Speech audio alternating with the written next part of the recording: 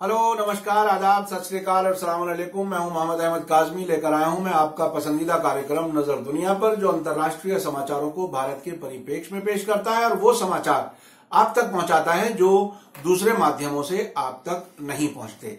आज का कार्यक्रम विशेष है।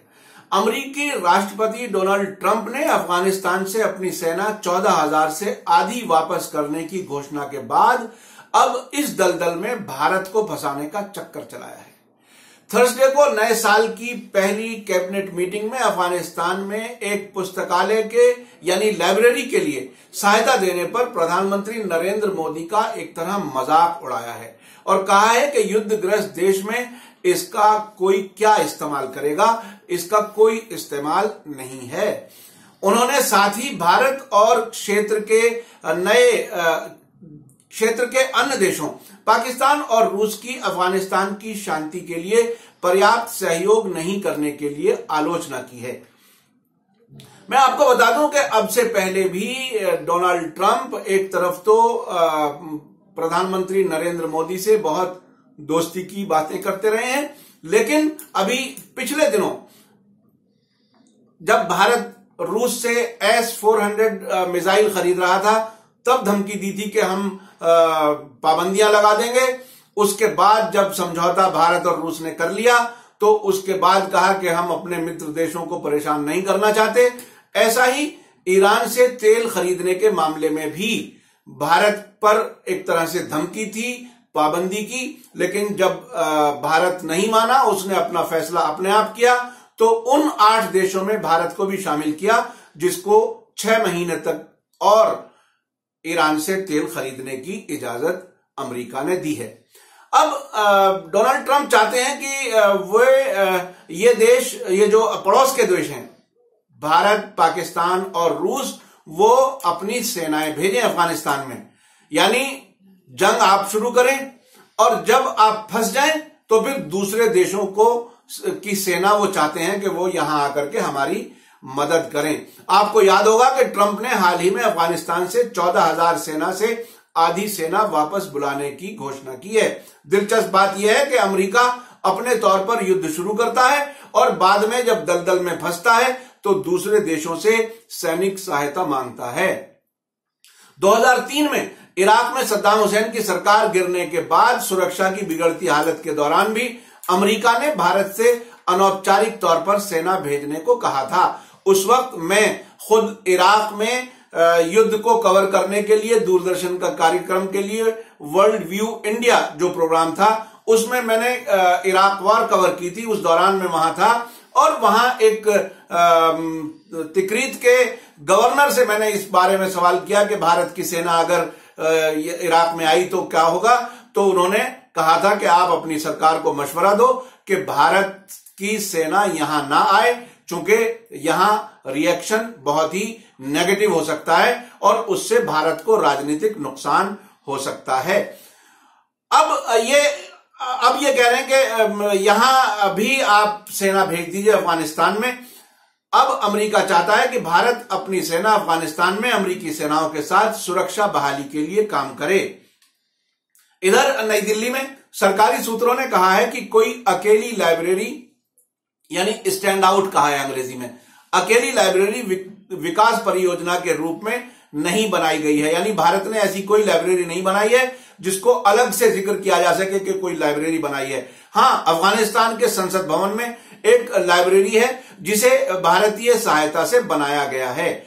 सूत्रों ने, नई दिल्ली के जो सरकारी सूत्र हैं, उन्होंने ये भी कहा है कि हो सकता है स्कूलों में कुछ लाइब्रेरियां बनाए जाने के बारे में कहा गया हो। बुधवार को वर्ष की पहली कैबिनेट मीटिंग की अध्यक्षता करते हुए अमेरिका के राष्ट्रपति डोनाल्ड ट्रंप ने कहा, मैं आपको ये उदाहरण दे सकता हूं, मैं ये अब उनको कोट कर रहा हूं, मैं आपको ये उदाहरण दे सकता हूं जहां मुझे भारत के प्रधानमंत्री का साथ बहुत अच्छी तरह से मिलता है।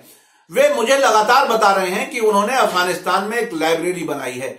ये हमारे अफगानिस्तान में 5 घंटे में होने वाले खर्च के बराबर है। यानी वो ये कह रहे हैं कि भारत कुछ बहुत बड़ा कुछ खर्च नहीं कर रहा है, उसका जो कंट्रीब्यूशन है वो बहुत कम है।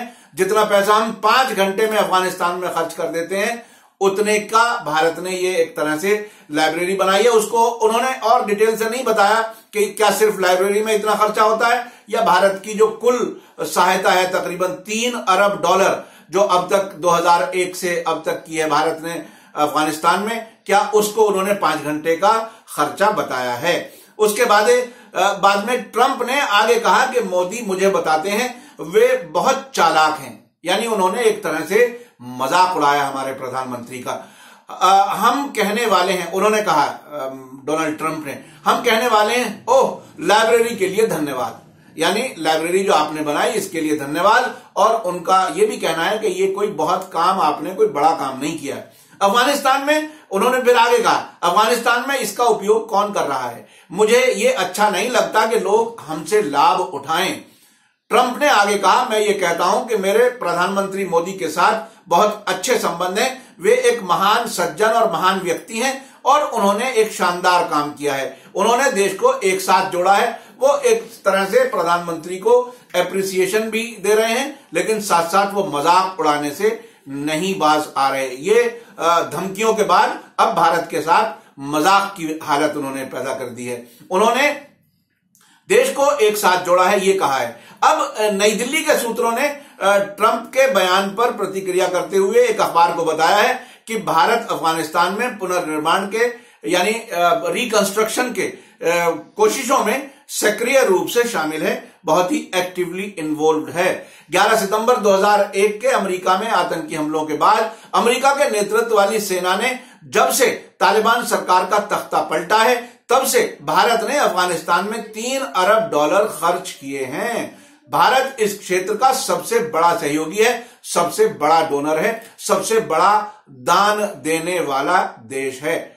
उस देश के प्रधानमंत्री को वो एक तरह से मजाक उड़ा रहे हैं और ये बहरहाल हमारे देश की जो एक तरह से इज्जत, और जो प्रधानमंत्री किसी भी देश का नुमाइंदा होता है, सरकार का हेड होता है, उसके लिए वो ऐसा मजाक की तरह से एक तरह से मजाक उड़ा रहे हैं। भारत के सूत्रों का कहना है कि सुरक्षा का मतलब सैनिकों की मौजूदगी ही नहीं है, इसका मतलब यह भी है कि परियोजनाओं के माध्यम से कोई भी आर्थिक सुरक्षा, स्वास्थ्य सुरक्षा, जल सुरक्षा आदि दे सकता है। यानी भारत जो है वहां रिकंस्ट्रक्शन में काम कर रहा है और वहां पर कुछ आर्थिक सहायता, इकोनॉमिक फाइनेंशियल असिस्टेंस और हेल्थ के सेक्टर में भी और साफ पानी लोगों तक पहुंचाने में भी अफगानिस्तान की मदद कर रहा है। सुरक्षा को विकास की नजर से भी देखने की जरूरत है, यह भारत सरकार के सूत्रों का कहना है।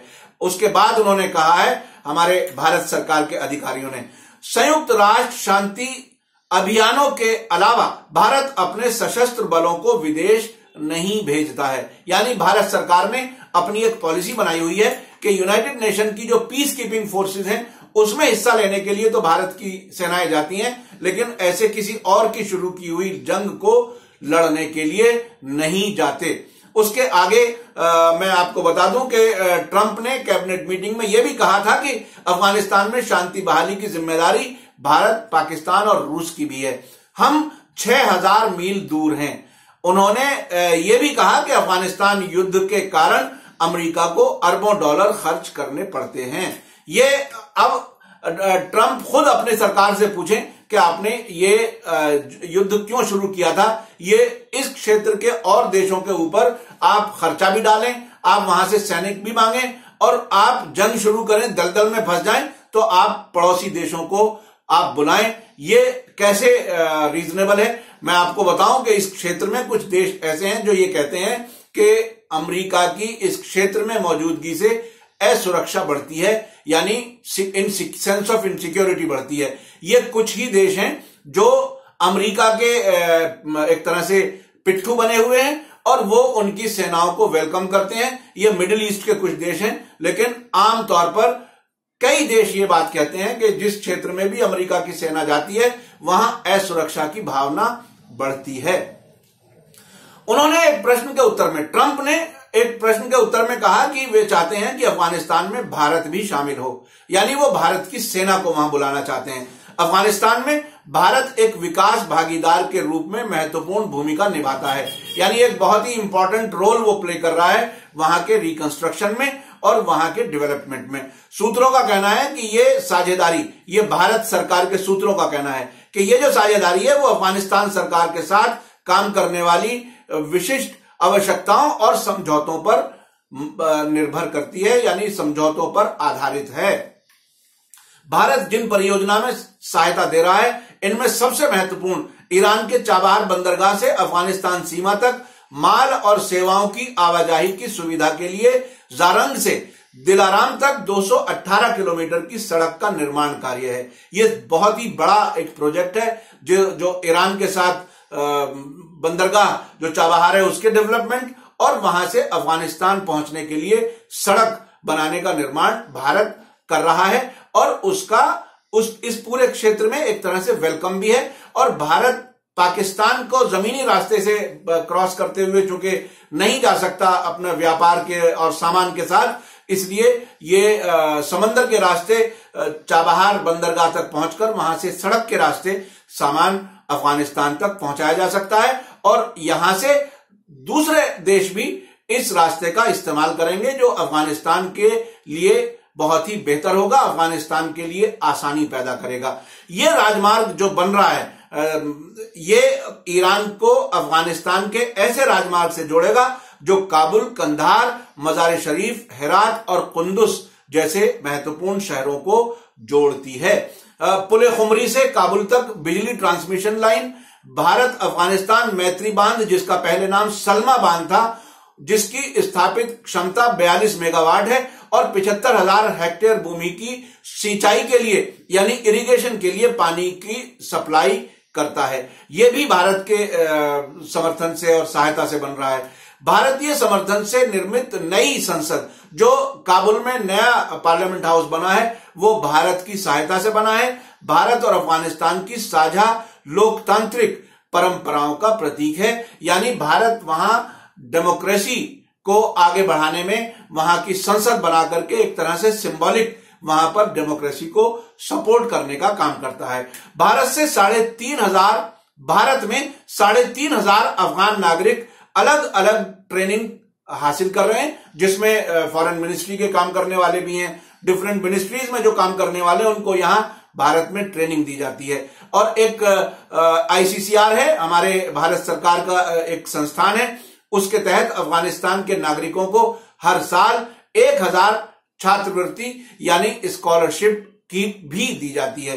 तो मेरा ये कार्यक्रम आपको कैसा लगा आप जरूर कमेंट्स में लिखिए और इस कार्यक्रम को फेसबुक, इंस्टाग्राम और ट्विटर पर भी फॉलो किया जा सकता है। अगर आपने अभी तक media star world YouTube channel को अभी तक सब्सक्राइब ना किया हो तो इस वीडियो के नीचे लाल रंग से सब्सक्राइब लिखा है, उसे क्लिक कीजिए। उसके बाद एक घंटी नजर आएगी, उसे क्लिक कीजिए ताकि आपको हर नई वीडियो की तुरंत सूचना मिल सके और आप वीडियो देख सकें। तो ये कार्यक्रम विश्व भर में बहुत से देशों में देखा जा रहा है और मुझे बहुत से ऐसे मैसेजेस और टेलीफोन कॉल्स मुझे आते हैं जिसमें लोग इसको पसंद कर रहे हैं। तो आप भी सच्ची खबरों को, अच्छी खबरों को दूर तक फैलाने में मेरी सहायता कीजिए और शेयर कीजिए अपने जो व्हाट्सएप ग्रुप्स हैं या फेसबुक है, जिस तरीके से भी आप लोगों तक ये बात पहुंचा सकें। मैं अच्छी और स्वस्थ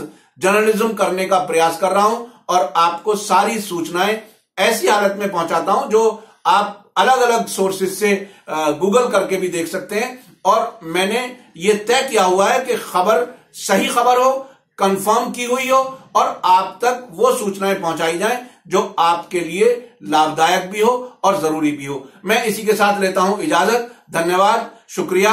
जय भारत, जय हिंद।